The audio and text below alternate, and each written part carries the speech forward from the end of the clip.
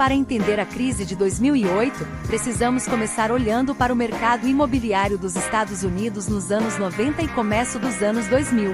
Naquela época, a compra de imóveis era vista como uma das maneiras mais seguras de investir. Com o crescimento da economia e a confiança de que os preços das casas continuariam subindo, milhões de americanos passaram a comprar imóveis.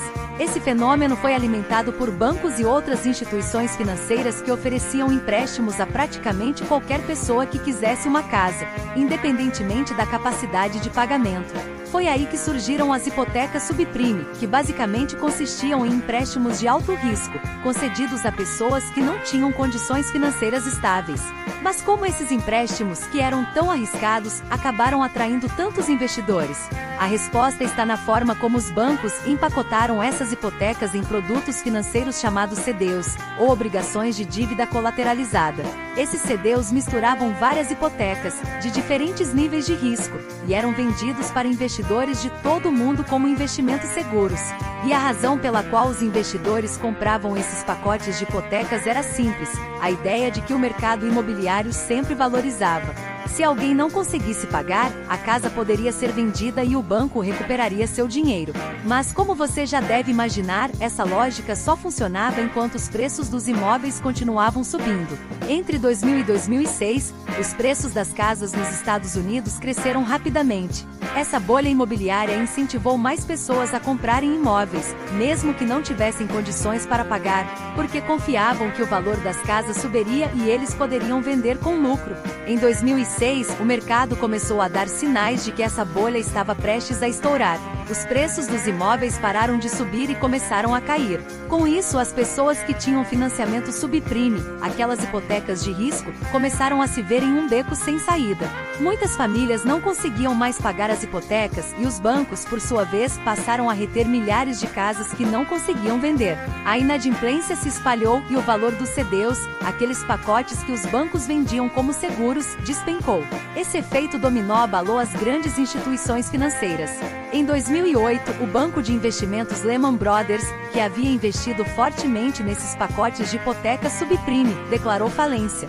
A quebra do Lehman foi um marco. Se um dos maiores bancos do mundo não estava seguro, isso significava que o sistema financeiro como um todo estava em risco. A falência do Lehman Brothers gerou pânico nos mercados, e logo outras instituições financeiras começaram a enfrentar problemas semelhantes. Bancos de investimentos, seguradoras e empresas começaram a anunciar perdas bilionárias. Esse efeito cascata levou a uma onda de demissões em massa e ao colapso do crédito, o que impactou diretamente a economia real, afetando empresas e trabalhadores do mundo todo. Para tentar conter o desastre, o governo dos Estados Unidos interveio com o TARP, o Programa de Alívio de Ativos Problemáticos. Esse programa destinou cerca de 700 bilhões de dólares para salvar instituições financeiras em risco. A ideia era simples: evitar que outras empresas grandes demais para falir, como Lehman Brothers, fossem à falência.